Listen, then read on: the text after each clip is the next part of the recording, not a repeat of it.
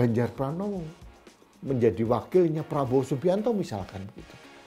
Konon diiming-imingi 5 tahun jadi wakilnya Prabowo Subianto, kemudian berikutnya Ganjar bisa 10 tahun menjadi presiden. Jadi 15 tahun di kursi kepresidenan. Ini iming-iming yang menyesatkan menurut saya.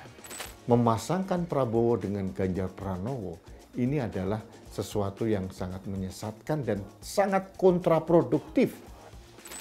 Seolah-olah sang raja bebas meletakkan orang-orangnya untuk duduk di sini, menggabungkan, mengawinkan. Jangan. Rakyat harus berdaulat untuk memilih pemimpin yang terbaik.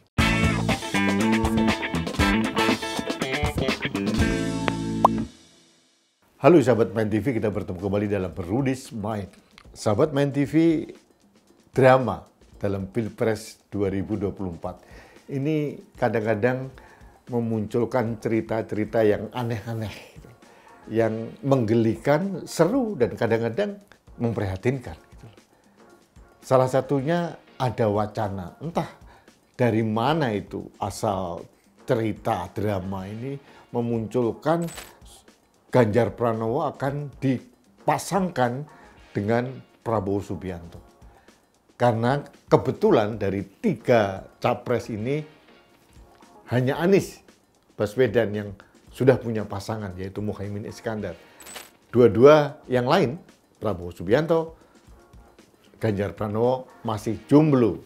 Nah, konon saya mendengar bisik-bisik tetangga, ada keinginan dari sang godfather, sang pengatur cerita yang ingin difungsikan sebagai the kingmaker, itu menginginkan Ganjar Pranowo bergabung dengan Prabowo Subianto.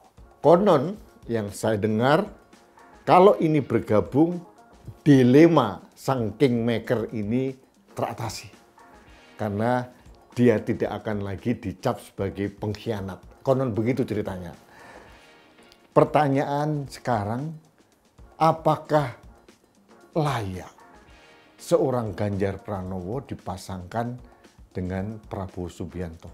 Entah Prabowo RI 1, Ganjar RI 2, atau sebaliknya Ganjar RI 1 dan Prabowo RI 2. Apa kata dunia? Saya mungkin salah satunya yang akan pensiun dini untuk mendukung Ganjar Pranowo kalau itu terjadi.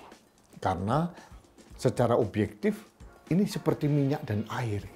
Kalau ada orang bertanya kepada saya, mengapa saya mendukung Ganjar Pranowo misalkan? Karena saya melihat dari 3 capres ini, hanya Ganjar Pranowo yang bisa saya harapkan untuk menjaga 4 pilar kebangsaan kita.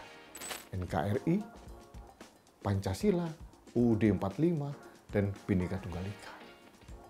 Jadi tidak mungkin saya memilih yang lain.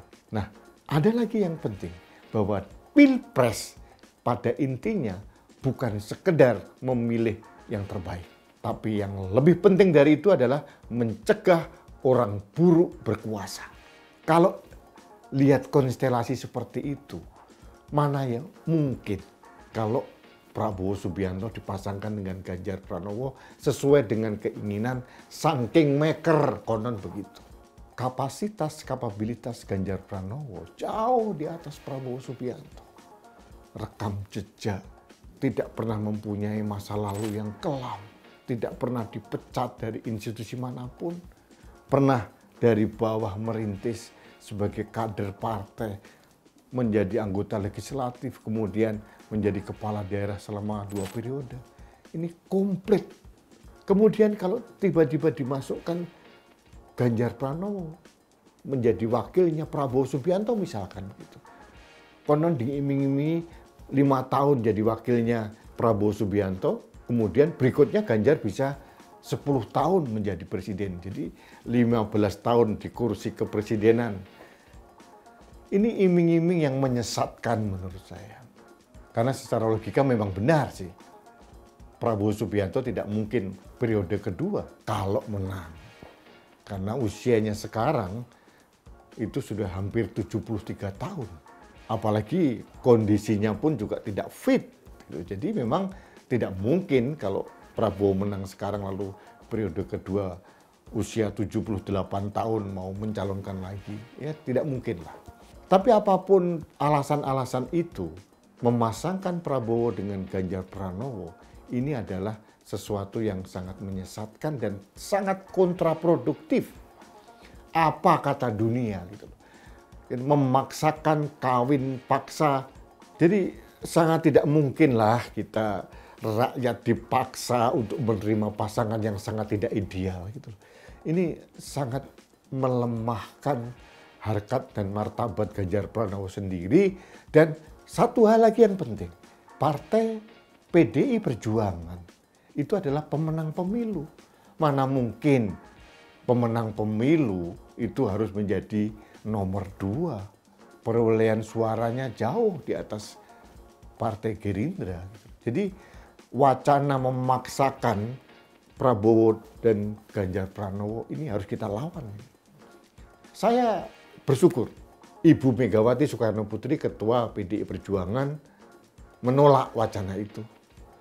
Dan saya juga mendapatkan keyakinan dari beberapa elit dari PDI Perjuangan juga itu tidak akan terjadi. Alhamdulillah. Karena bagi saya konyol. Apa kata dunia? Jadi tidak mungkin orang-orang yang selama ini berikan informasi kepada masyarakat tentang Ganjar Pranowo, kemudian mendudukkan siapa Prabowo Subianto yang sebenarnya misalkan, lalu kemudian mereka dalam satu paket. Sulit kita untuk menerjemahkan dalam informasi kepada publik.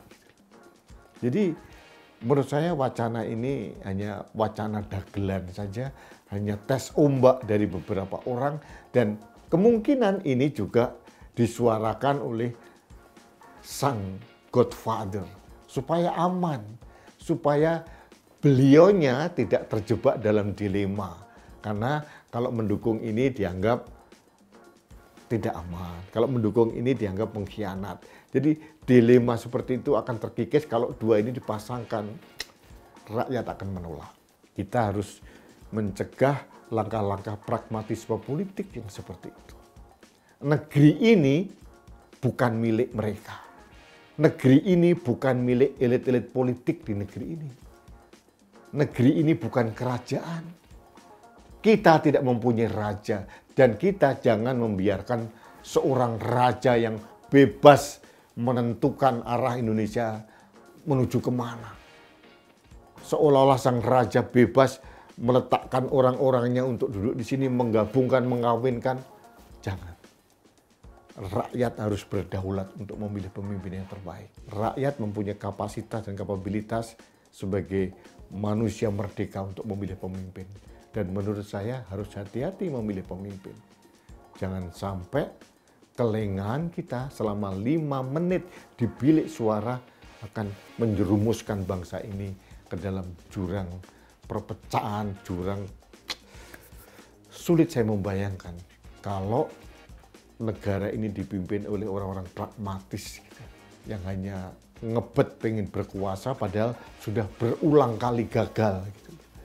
Jadi berikanlah panggung Indonesia ini pada orang yang terbaik, orang yang mempunyai ketulusan dalam memimpin Indonesia. Dan jangan kita menerima pemaksaan kehendak untuk memasangkan si A dan si B, padahal ini seperti minyak dan air. Saya kira itu ingin saya sampaikan pada kesempatan ini. Baik, sahabat Main TV, kita bertemu kembali dalam Rudy's Mind berikutnya. Sampai jumpa.